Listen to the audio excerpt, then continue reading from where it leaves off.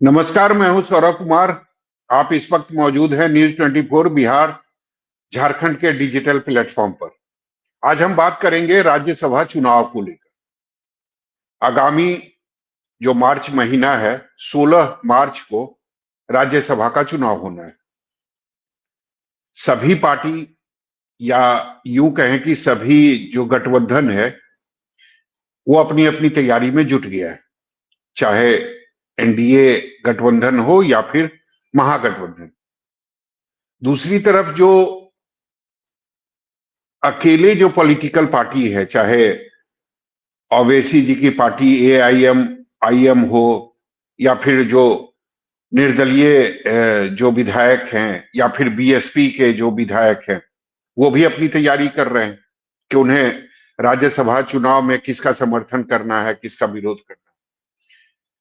लेकिन आरजेडी ने जो रणनीति अपनाई है, या यूं कहें कि आरजेडी ने जो तैयारी की है, वो एक तीर से कई निशाने साधने वाली है। सूत्रों की माने या फिर आरजेडी के जो विधायक है भाई वीरेंद्र, अगर उनकी माने तो आरजेडी ने पूरी तैयारी कर दी है कि राज्यसभा की 5वीं सीट के लिए आरजेडी किसे कैंडिडेट बनाए।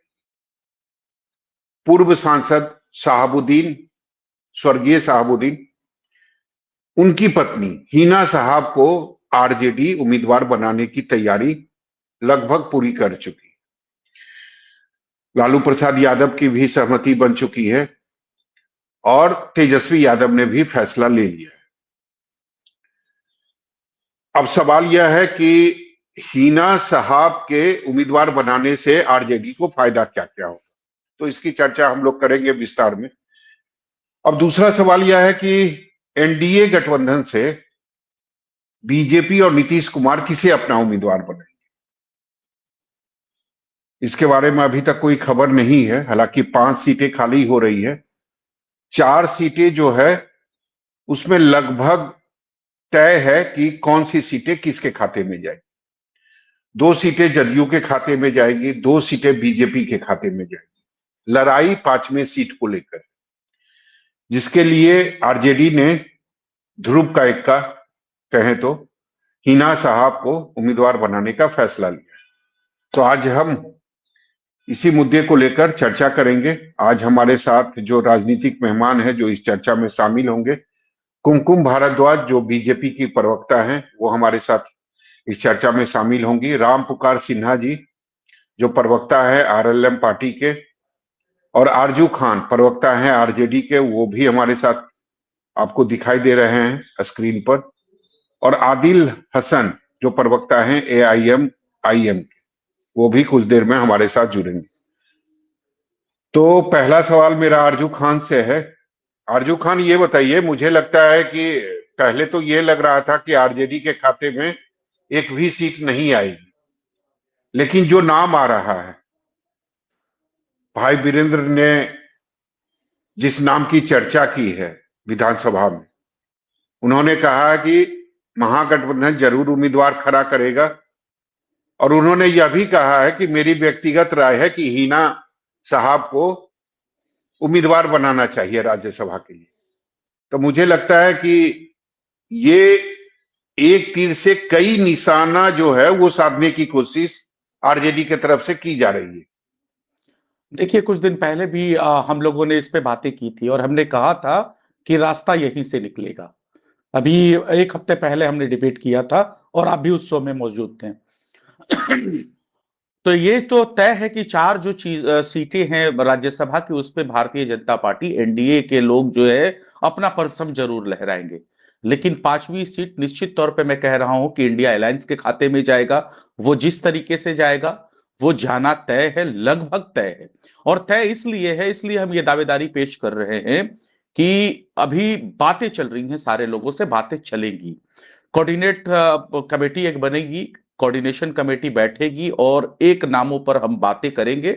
हमारे चाहे विपक्ष साथी दल है जो इंडिया अलायंस के अंदर है या फिर जो दूसरे हैं जिनसे हमको जरूरत पड़ सकती है सीट लेने की, तो हम बातें करेंगे। कोऑर्डिनेशन टीम तैयार है, लेकिन नाम क्या होगा ये सब कुछ अभी कहना मतलब मुझे लगता है कि बहुत जल्दबाजी हो जाएगी।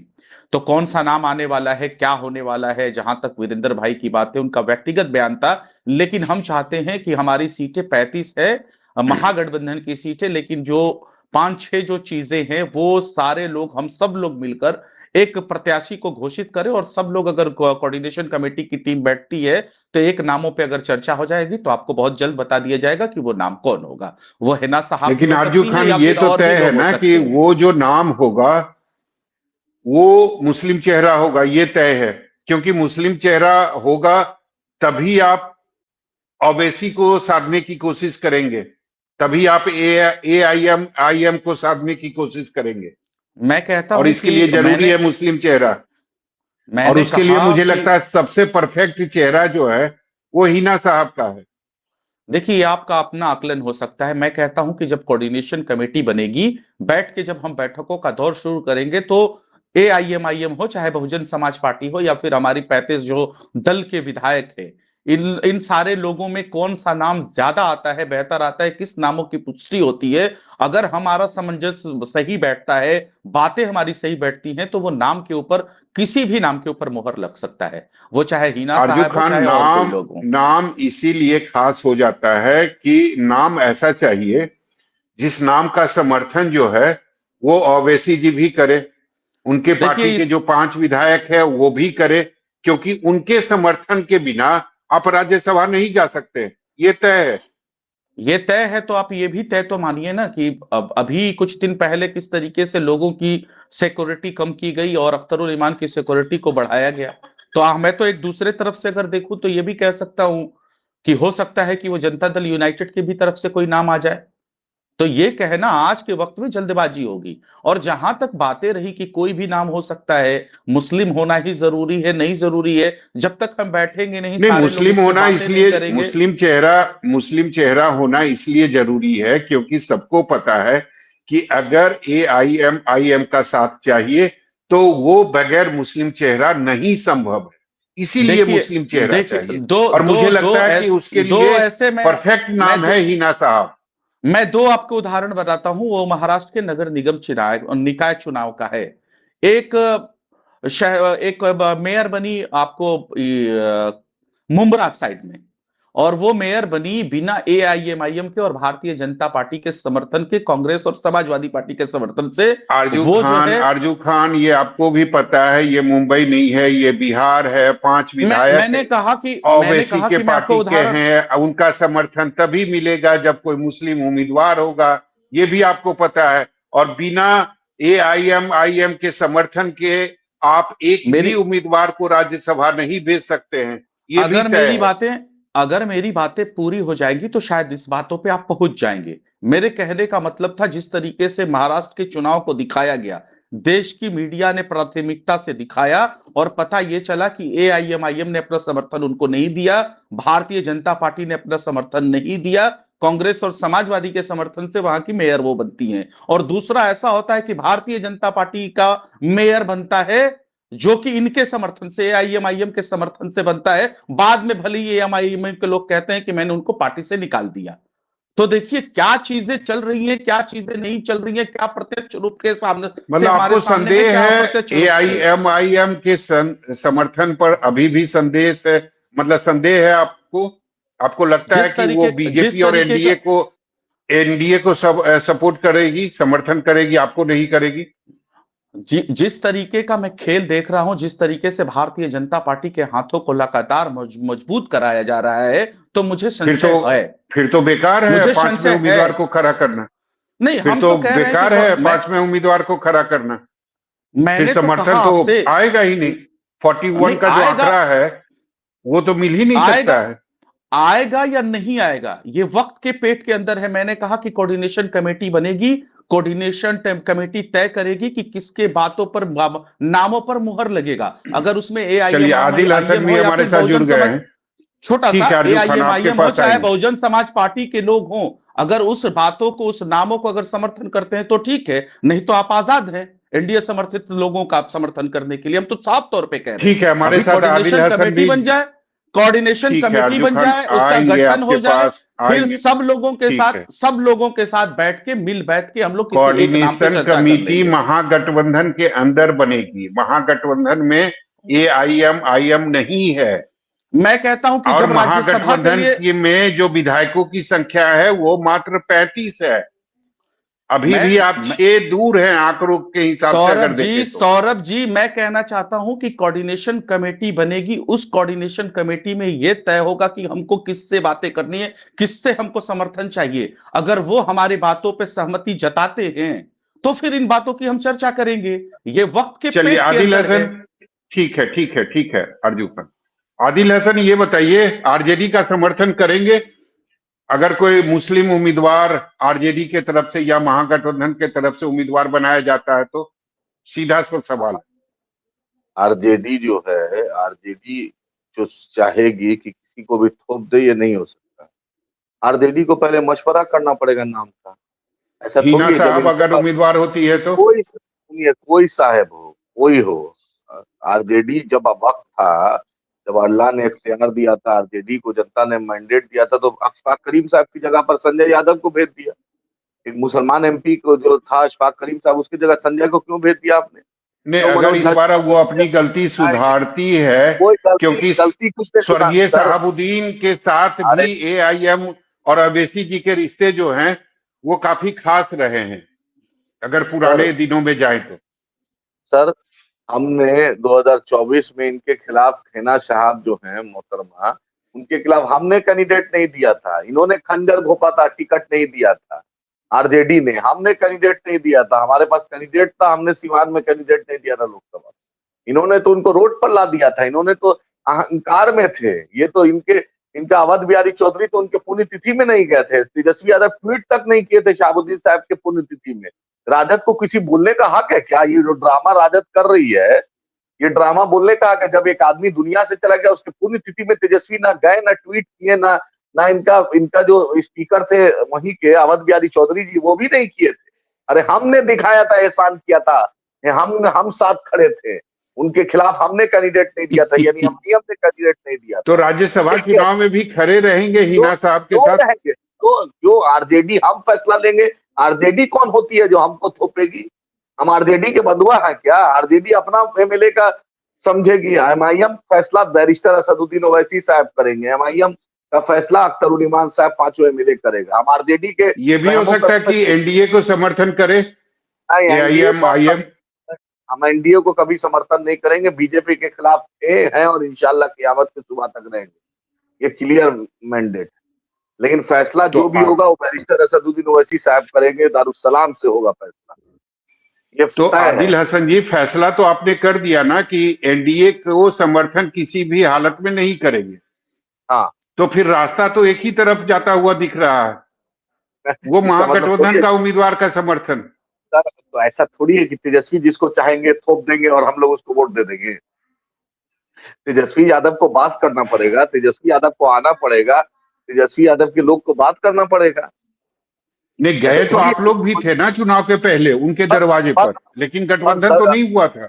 बस जब आप गए थे उसका बदला का वक्त आ गया। अब इंशाल्लाह उनको आना पड़ेगा, और अभी 26 में भी आना पड़ेगा, 28 में भी आना पड़ेगा, 30 में भी आना पड़ेगा। राज्यसभा का चुनाव 2 साल में। इस बदले में नुकसान तो सबका होगा, महागठबंधन का होगा, आपकी पार्टी को होगा, और फायदा एनडीए को होगा।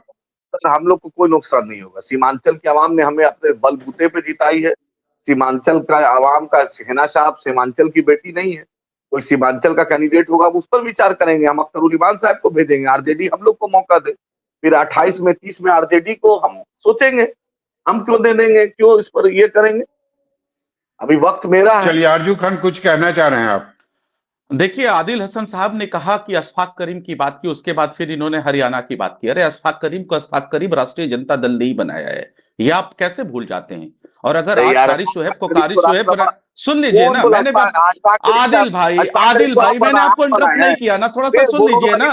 अरे सुन लीजिए ना, आपके पीछे कौन जा रहा है? आपके पीछे कौन जा रहा है? अशफाक करीम साहब कोई आम आदमी है क्या? आम आदमी नहीं है, लेकिन राज्यसभा तो हम ही ने भेजा ना, आपने नहीं भेजा, आपने नहीं भेजा, हम ही ने भेजा। मैं ये बताने की कोशिश कर, हमने किसी पे एहसान नहीं किया, लेकिन आप जिस तरीके की बात कर रहे हैं ना, कौन किसको फ्री में भेजता है नहीं भेजता है ये सब जानता है। अरे हम लोग मुन्नी रजक जैसे लोगों को फ्री में भेज देते हैं। आप हमारी बात मत करिए, आप हमारी बात मत करिए। कपड़ा धोने वाली को और गमले में पानी डालने वाली को फूल में हम लोग भेज देते हैं। ये राष्ट्रीय जनता दल है। अब वो ताकत बची नहीं ना। नहीं, ताकत क्या मतलब, हम 25 सीटों पे आ गए तो हमारी ताकत खत्म हो गई क्या? ऐसा नहीं है। और हम किसी चीजों के साथ ना समझौता नहीं करते। और इन्होंने अभी बता दिया। आपके पास आएंगे आरजू खान, आपके पास आएंगे। कुमकुम जी ये बताइए, ये दोनों के बीच जो अभी चल रहा था, आरजू खान और जो आदिल हसन थे प्रवक्ता, इन दोनों का सुन के काफी अच्छा महसूस हो रहा होगा आपको कि चलो इनकी लड़ाई हो रही है तो फायदा तो अब बीजेपी को होगा, एनडीए को होगा। यहाँ लड़ाई हो रही है, हमारी बैलगाड़ी सबसे अगाड़ी, हमने उसको बढ़ाया, हमने इसको बढ़ाया। और अगर सच कहूं तो मैं यही कहूंगी कि Rajya Sabha is not a political rehabilitation centre for political legacy, और ना ही ये फोरम है कोई ये फोरम है नेशनल रिस्पॉन्सिबिलिटी का। बिहार में कौन नॉमिनेट होकर के जाता है, या बिहार की क्रेडिबिलिटी को बताएगा कि बिहार की क्रेडिबिलिटी क्या है। साथ में यह ये भी बताएगा कि यहाँ के युवाओं को कौन अपॉर्चुनिटी देगा, उसकी बात करेगा। और ना कि जो कहते हैं ना, जो पीछे जो वक्त बीता, जो डार्क एरा था, उसकी बात करेगा।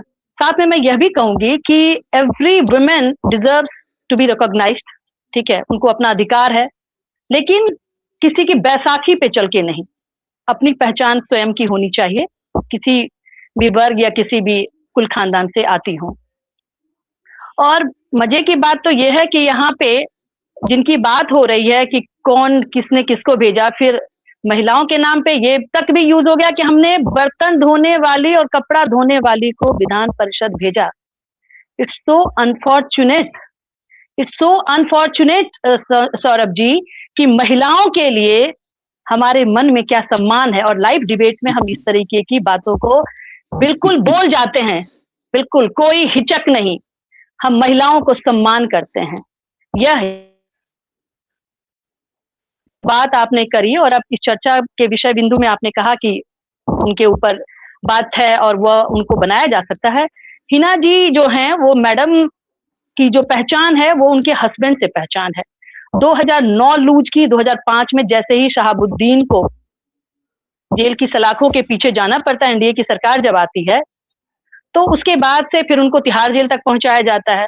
2009 हारा गया 63,000 वोटों से, 2014 हारा गया 1,13,000 वोटों से, 2019 हारा गया 1,16,000 वोटों से। तो ये जो मतलब सिलसिला जो हारने का है वो जारी है, तो इसलिए कहीं ना कहीं से उसको थोप दिया जाए। और मुझे लगता है कि एक हमारे जानकार हैं और बहुत ही उन्होंने एक लेख लिखा था कि मलबे का मालिक, तो जो मलबे का मालिक होगा, कीड़े उसके इर्द गिर्द ही घूमेंगे, उसके इर्द गिर्द ही फड़फड़ाएंगे। हमारी जो पहचान है वो बहुत क्लियर कट है। हम ट्रांसपेरेंसी के साथ बिहार के डेवलपमेंट मॉडल को लेकर के जो भी होगा, जो भी नाम आएगा, जो भी चर्चाएं होंगी, सिर्फ उसमें बात होगी डेवलपमेंट की, उसमें बात होगी इंस्टीट्यूशनल रेस्पेक्ट की, उसमें बात होगी commitment to law and order की, और यहाँ पे रूल ऑफ लॉ होगा, लॉ ऑफ फियर नहीं होगा। जिस तरह से 2005 में आपको पता है कि 2005 के बाद से किस तरीके की व्यवस्था बनाई गई, पूरी कमेटी बनाई गई, उसमें पटना के चीफ जस्टिस थे, वहाँ डीजीपी थे, सीएम थे, सभी ने बैठ करके किस तरह से लॉ एंड ऑर्डर को कंट्रोल किया था, लॉ एंड ऑर्डर के ऊपर क्या क्या इश्यूज डिस्कस हुआ, उसके ऊपर नीतियां बनी और कैसे हमने कंट्रोल किया है। तो यहाँ पे कहते हैं ना कि सम्मान और समर्पण दो शब्द होते हैं, तो सम्मान की राजनीति होनी चाहिए, समर्पण तो लोग करते ही रहे, गलत नीति वाले तो समर्पण करते रहे हैं और करते रहेंगे। और बाकी और मैं क्या कहूं कि जनतंत्र के साथ ये टोटली एक खिलवाड़ है, और क्या हो सकता है। जिस तरह के नामों की चर्चा हो रही है, जिस तरह से गणित को जोड़ा घटाया जा रहा है कि हमको 6 चाहिए, अरे 6 फिर भी डबल है 3 का, कहाँ 3, किसी को अगर 3 नंबर लाना हो, किसी को 6 नंबर लाना हो, तो अगर ग्रेस मार्क्स भी अगर दिया जाता है, मैं ग्रेस मार्क्स की बात कर रही हूँ एग्जामिनेशन में, तो भी 1, 2, 3 दिया जाता है। 6 वाले नॉमिनेट ही कर सकते हैं अपनी आत्मसंतुष्टि करने के लिए, उससे ज्यादा और क्या मिल सकता है। और मतलब ये हालत आ गया है, फिर भी हम हार मानने को तैयार नहीं है। हम हार मानने की भी बात नहीं करेंगे, आत्ममंथन की यहाँ पे बात है, यहाँ पे खुद को एनालिसिस करने की बात है। वहां कोई भी एनालिसिस करने के लिए, कोई भी मंथन करने के लिए हम तैयार नहीं है। ये करेंगे, वो करेंगे, कोऑर्डिनेशन कमेटी बनेगी। कोऑर्डिनेशन कमेटी चुनाव के वक्त भी बनी थी, 25 पे आ गए, और 25 पे आने के बाद से अगर अगर स्थिति मजबूत होती तो आज ये चर्चा नहीं हो रही थी। क्लियर कट उनका यानी कि आज आप इस लोकतंत्र को कमजोर प्रेमचंद्र समझती हैं क्या?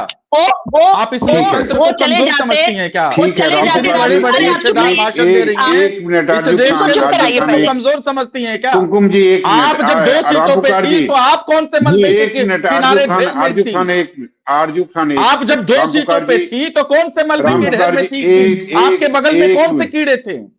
एक मिनट, जिस तरीके से आप आरजू बातें खान, कर रही आरजू हैं, खान, आरजू खान अगर एक अगर मिनट, बिहार में आरजू सम्मान खान, नहीं है तो वहां आरजू समर्पण है। अरे खान, बिहार आरजू में खान बैसाखी एक पर मिनट, है, कौन सा आरजू मलबा खान है? एक आप मिनट, बताइए हमको, आरजू कौन खान से एक कीड़े मिनट, आपके अगल आरजू बगल में है? खान, आरजू खान एक मिनट, एक मिनट, राम पुकार जी ये बताइए, जी ये जब खबर आप तक पहुंची होगी, जोर का झटका है ये खबर कि हिना साहब को महागठबंधन उम्मीदवार बना सकती है या बनाएगी, ये जब खबर आपके कानों तक पहुंची होगी तो जोर का झटका है, क्योंकि आपको तो दोहरा नुकसान होगा, आपके नेता फिर राज्यसभा नहीं जा पाएंगे।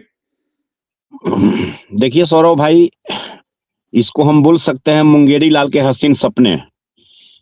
मैं आपको स्पष्ट रूप से बता देना चाहता हूं कि 5 की 5 सीट एनडीए गठबंधन के लोग जीतेंगे। जो राज्यसभा का चुनाव बिहार में होने वाला है, सर्वोच्च सदन में हमारे जो बिहार से 5 प्रतिनिधित्व करेंगे, उसमें 5 की 5 सीटें, मैं आज भी बोल रहा हूं आपके न्यूज 24 बिहार झारखंड के डिजिटल प्लेटफॉर्म पर। कैसे राम पुकार जी, कैसे आपकी अगर उतनी संख्या नहीं है तो 3 जो विधायक आपके घट रहे हैं वो आप कहां से लाएंगे? अगर आप देखिए, आप AIMIM अगर समर्थन करती है महागठबंधन को, फिर तो आपका खेल खत्म है। आप देखिएगा ना चुनाव के दिन सौरभ भाई, पहले नामांकन होने दीजिए, वो तो हम देखेंगे, चुनाव के दिन देखिएगा कि बहुत सारे लोग, महागठबंधन के लोग क्रॉस वोटिंग करेंगे। कारण पैसे की ताकत ये बोल रही है, देख लिया है लोगों ने महागठबंधन की तमाम नीति और सिद्धांतों को। नहीं, आज पैसे क्यों का भी खेल काफी ज्यादा होती है, ये राम पुकार जी आपको भी पता है, मुझे भी पता है। तो ये अच्छा, पैसे इसमें की ताकत बोल रही है कि आप देख लीजिएगा 5वीं सीट भी हमारी ही होगी। देखिए, इसमें पैसे का खेल का कोई महत्व नहीं है। यहाँ महत्व है नीति और सिद्धांतों का। यहाँ महत्व है देश के यशस्वी प्रधानमंत्री नरेंद्र भाई मोदी जी का और बिहार के विकास पुरुष मुख्यमंत्री नीतीश कुमार जी का। यहाँ है माननीय उपेंद्र कुशवाहा जी का, चिराग पासवान जी का, जीतनराम मांझी जी का आइडियोलॉजी।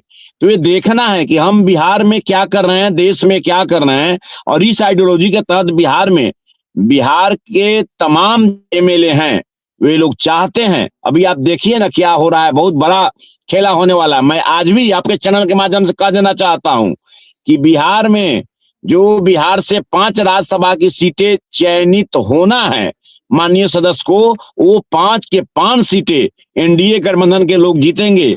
और जो लोग और 5वीं सीट के लिए उम्मीदवार उपेंद्र कुशवाहा होंगे, ये भी बता दीजिए। भाई साहब, वो तो हमारे एनडीए का शीर्ष नेतृत्व तय करेंगे ना। हमारे एनडीए गठबंधन के 5 पार्टी के राष्ट्रीय अध्यक्ष और शीर्ष नेतृत्व बैठकर तय करेंगे कि कौन उम्मीदवार होगा। इतना जरूर है कि हम दावे के साथ कह सकते हैं कि माननीय उपेंद्र कुशवाहा जी भी उम्मीदवार होंगे और 5 के 5 सीट एनडीए गठबंधन के लोग जीतेंगे। आप देखिए ना जरा, हम तो सुन रहे थे, हम माननीय बैरिस्टर ओवैसी साहब जी के प्रवक्ता आदिल साहब को मैं सुन रहा था, स्पष्ट सही बोल रहे हैं कि कोई किसी का गुलाम नहीं होता है कि गुलाम की तरह बंधुआ मजदूर बनकर किसी के समर्थन दे दो, कुछ कर दो। मुझे आइडियोलॉजी देखना है, मुझे नीति और सिद्धांत देखना है, मुझे देश का विकास देखना है, बिहार का विकास देखना है। उस आइडियोलॉजी के तहत इस बार का राज्यसभा का चुनाव होने वाला है। और राज्यसभा के चुनाव में जरूर व्यापक स्तर से पूरे माननीय विधायकगण लगे हुए हैं कि इस बार 5 की 5 सीटें एनडीए गठबंधन की खाते में जाएगी और एनडीए गठबंधन का जो 5 उम्मीदवार होगा, 5 उम्मीदवार जीतेगा। सौरभ भाई, तो राम पुकार जी, आपसे मेरा सवाल ये चल रहा था कि इस बात की उम्मीद आपको कम है कि उपेंद्र कुशवाहा उम्मीदवार होंगे। इस बात की उम्मीद ज्यादा है कि 5वीं सीट जो है वो एनडीए के खाते में जाएगी।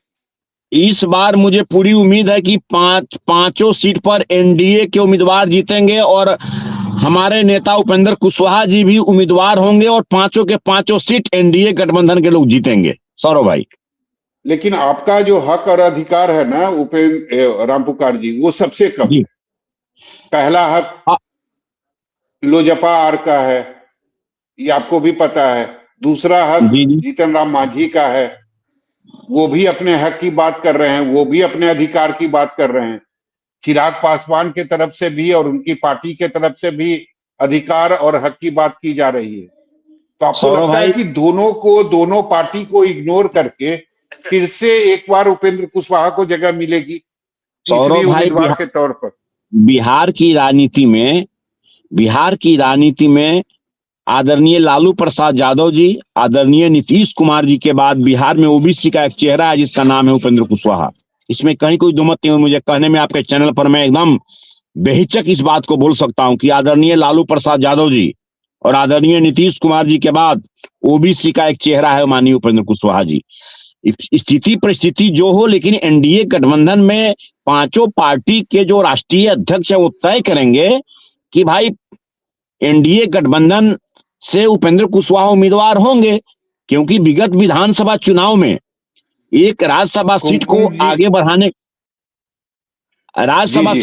बढ़ाने का और एक एमएलसी पद का ये तो बात हुई ही थी एनडीए गठबंधन। इसका प्रतिफल रहा कि बिहार के 243 विधानसभा सीटों में हमारे पार्टी के सभी कार्यकर्ता सामाजिक न्याय के लोगों ने 202 सीट पर एनडीए का परचम लहराया है। आप जरा शाहाबाद और मगध क्षेत्र को भी देखिए, चंपारण को देखिए, आप देखिए ना कि कितना बढ़ोतरी हुआ है एनडीए उम्मीदवारों का। तो ये तो सोचना पड़ेगा ना एनडीए गठबंधन के लोगों को, तो इसका फैसला नेतृत्व करेगा। जी बिल्कुल कुमकुम जी, सोचना तो पड़ेगा एनडीए गठबंधन को और जो एनडीए गठबंधन के जो शीर्ष नेतृत्व हैं उनको। आपने सुना, समर्थन करेंगे जो राम पुकार जी कह रहे थे बात उसका? सौरभ जी, क्योंकि पिछड़ा के सबसे बड़े नेता हैं लालू प्रसाद यादव, नीतीश कुमार के बाद उपेंद्र कुशवाहा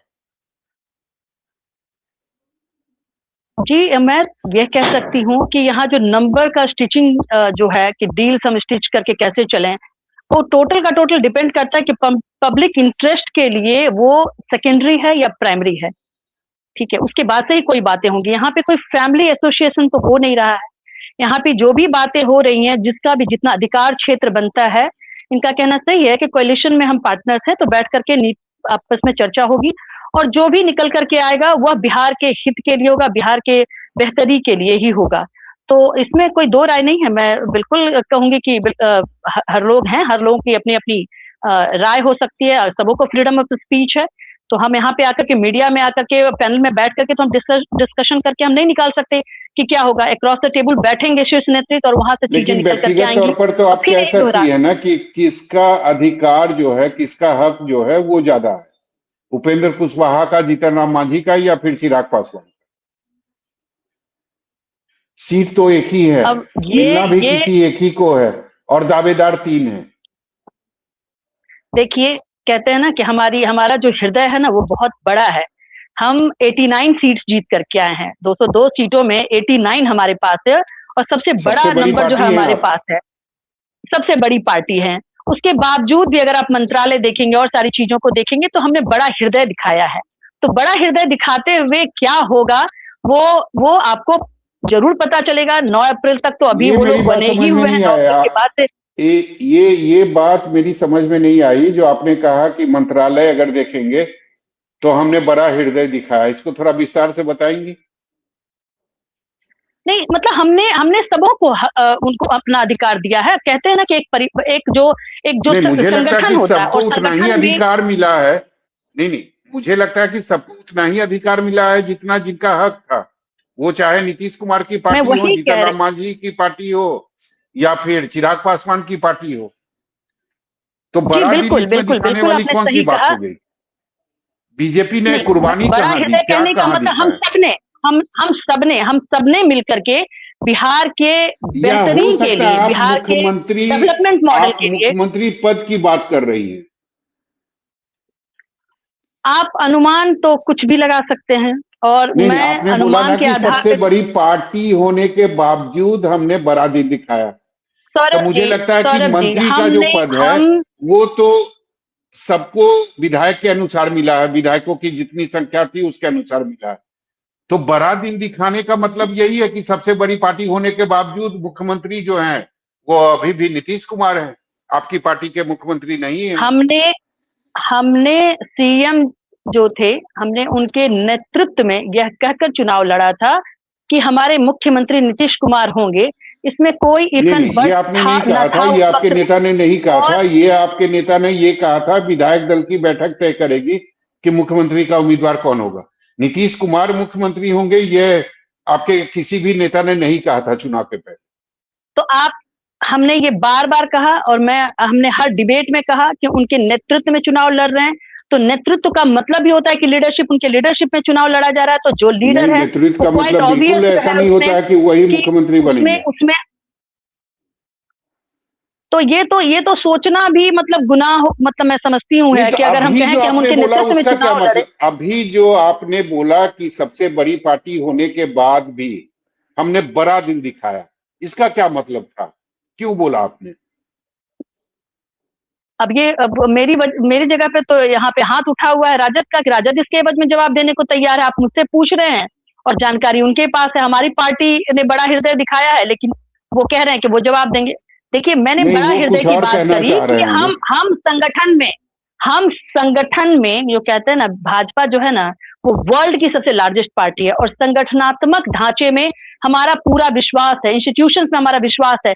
इसलिए हमने कहा कि हमने सबने मिलकर के बिहार की बेहतरी के लिए जो हुआ, हम बड़े भाई के तौर पे इसलिए कहते हैं क्योंकि हमारे पास सबसे ज्यादा सीटें आई थी। हमने सबका ख्याल रखा। बड़े भाई होने का मतलब ये कतई नहीं होता है कि हमें ज्यादा मिल जाना चाहिए था और किसी को कम मिल जाना होना चाहिए था। परिवार में भी अगर आप देखेंगे तो जो मुखिया होता है वो सबों का ख्याल रखता है। बस इतना ही तात्पर्य था, उससे ज्यादा कोई तात्पर्य नहीं था कि हमने हम देखिए कुमकुम जी जो है ना अपने शब्द मेरे जुबान से कहलवाना चाहती हैं, और उन्होंने चाहा कि मैं इतना कहना चाहता हूं कि मेरे मुंह में मेरी जुबान है। और मैं कहना क्या चाहता था, इन्होंने कहा कि नेतृत्व में हमने चुनाव लड़ा और ये सोचना भी गुनाह होगा। तो आपने मान लिया, आज लाइव टीवी शो में आपने माना कि आप गुनाहगार हैं। आप मध्य प्रदेश की गुनाहगार हैं और आप महाराष्ट्र की गुनाहगार हैं, और आप गुनाहगार हैं। माफी मांगिए एकनाथ शिंदे से और माफी मांगिए शिवराज चौहान से, क्योंकि आपने ये गुनाह किया है और बहुत बड़ा गुनाह किया है।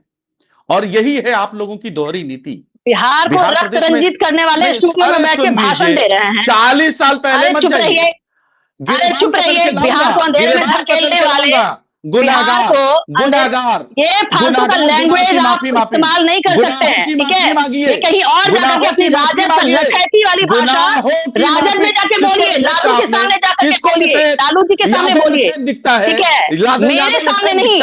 हमारे यहाँ महिलाओं का सम्मान है। अभी आपने महिलाओं को लेकर के जो शब्द बोला, इनसे कौन बहस करे? हमको मालूम है ये लोग थेथरपंथी की पराकाष्ठा है। अरे थेथर हो आप लोग, थेथरपंथी की पराकाष्ठा है। मलबे का ढेर जिसको कहते हैं ना, आप वो है। कौन से मलबे का ढेर समझते हैं ना? आपके पास जो भी आएगा पूरा ही आएगा। आरजू खान शांत हो जाइए, आरजू खान शांत हो मलबे के ढेर को हराने कुमकुम जी शांत हो जाइए, आरजू खान शांत हो जाइए, आरजू खान शांत हो जाइए। नहीं आप सभी लोगों का ये जिसको मलबे का ढेर है, आरजू खान समय की कमी है। कोई जानना पसंद नहीं कर रहा है। सब जानते हैं गुनाहगार हैं आप। माफी मांगिए एकनाथ शिंदे से। आरजू खान